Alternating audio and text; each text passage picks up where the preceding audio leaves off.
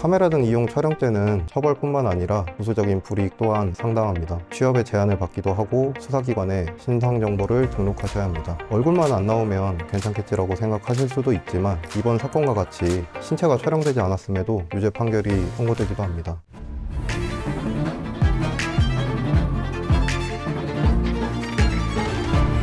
법정에서는 치열하게, 의뢰인에게는 친근하게. Frontier. 안녕하세요. 법무법인 프런티어 문희용 변호사입니다.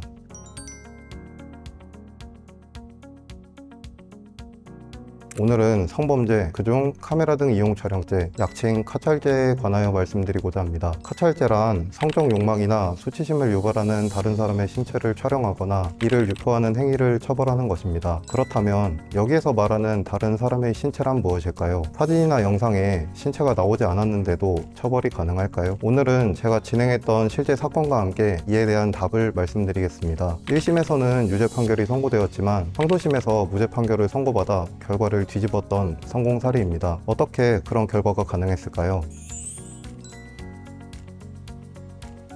먼저 사안을 간략히 소개해 드리겠습니다. 해당 사건의 피해자는 다른 남성과 모텔에 들어갔고 우리 의뢰인에게 휴대전화로 자신과 다른 남성이 성관계하는 장면을 촬영해 달라고 부탁하였습니다. 피해자가 촬영을 스스로 부탁하였기 때문에 촬영 자체에는 문제가 없었으나 의뢰인이 피해자의 허락 없이 다른 사람에게 영상을 전송하게 되었습니다. 뒤늦게 이를 알게 된 피해자는 의뢰인을 고소하였고 검찰에서는 수사 결과 카메라 등 이용 촬영죄에 해당한다고 판단하고 이를 기소하였습니다. 저는 재판을 준비하면서 문제의 영상을 확인할 수 있게 되었고 일반적인 카메라 등 이용 촬영죄 사건과는 다른 점이 있었습니다. 해당 영상에는 남녀가 침대 위에서 이불을 뒤집어 쓴 모습이 촬영되었는데 문제는 이들의 얼굴도 신체 부위도 드러나 있지는 않았습니다.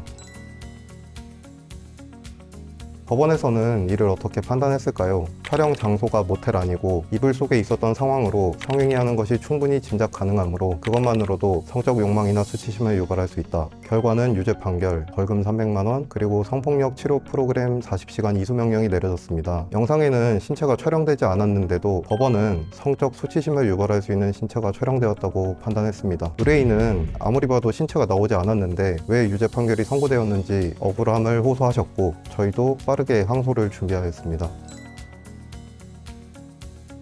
항소심에서는 관점을 완전히 바꿔서 다른 판단을 내렸는데요. 해당 영상은 사람의 신체가 촬영되지 않았다. 그러므로 카메라 등 이용 촬영죄에 해당하지 않는다. 성폭력 처벌법 제14조에 따라 성적 욕망이나 수치심을 유발할 수 있는 피해자의 신체가 촬영되었을 때 카찰죄가 적용됩니다. 그런데 이 사건의 영상에는 얼굴이나 신체가 촬영되지 않았고 그저 이불 속 움직임만 촬영되었을 뿐이었습니다. 저희는 영상에는 신체가 촬영되지 않았으므로 카찰죄의 구성 요건에 해당하지 않는다는 취지로 변론하였기 때문에 가능한 일이었습니다.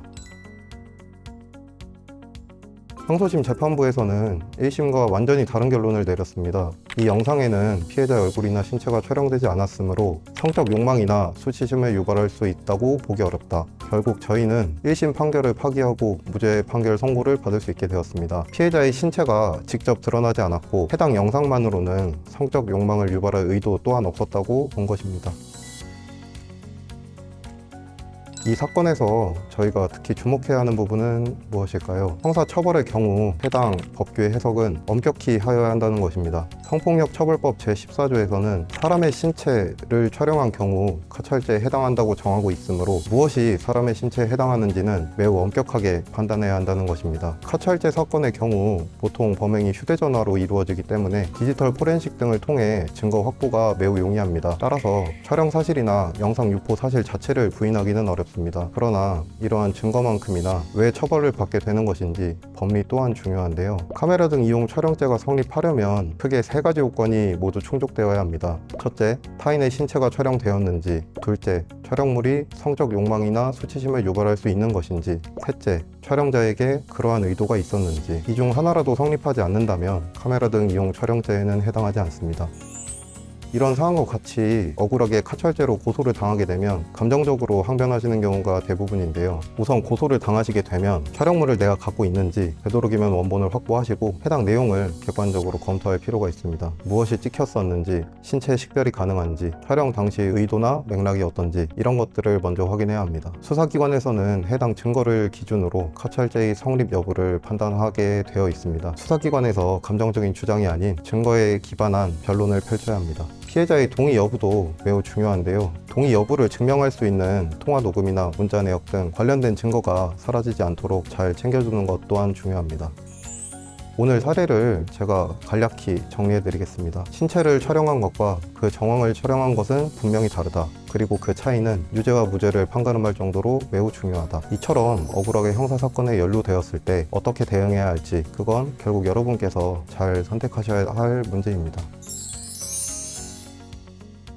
수사기관에서 조사를 받으시게 되면 사실을 기반으로 진술을 하셔야 하는 건 맞습니다. 그러나 사실관계가 아닌 본인의 의도나 속마음을 물어보는 질문에 대해서는 신중하게 생각하신 후 답변이 필요합니다. 물론 조사 절차에는 적극적으로 협조해야 합니다. 만약 수사기관에서 나에 대해서 안 좋은 선입견을 품게 만드는 대응은 자제하시는 것이 좋습니다. 결국 조사를 받는 피의자 입장에서는 득보단 실이 많기 때문입니다. 다만 준비 없이 조사에 들어가는 건 스스로 함정에 들어가는 것과 같습니다. 내가 어떤 사건으로 고소되었는지 사실관계를 다시 한번 떠올려보고 관련된 증거를 미리 찾아보는 것이 매우 중요합니다. 영상이 실제로 존재한다면 되도록 원본을 확보하셔야 합니다. 그리고 경찰 조사 전 변호인과 함께 사전 시뮬레이션을 해보는 것 또한 중요합니다. 수사기관에서는 묻는 질문에 신중하게 생각하시고 대답하셔야 합니다. 조사 과정에서는 감정적인 대응은 최대한 자제하셔야 합니다. 수사기관에서는 감정이 아닌 논리로 판단하기 때문에 형사사건에 연루된 경우 변호사의 조력을 받고 잘 준비하시는 것이 중요합니다.